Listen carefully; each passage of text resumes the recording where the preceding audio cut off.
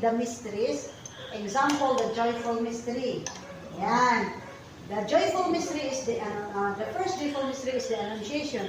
Luke chapter 1 verse 26 to 38. The second joyful mystery is the Visitation. Luke chapter 1 verse 40 to 56. The third joyful mystery is the Nativity. Luke chapter 2 verse 6 to 20. The fourth joyful mystery is the presentation of Jesus in the temple. Luke chapter 2 verse 21 to 39. The fifth joyful mystery is the finding of Jesus in the temple.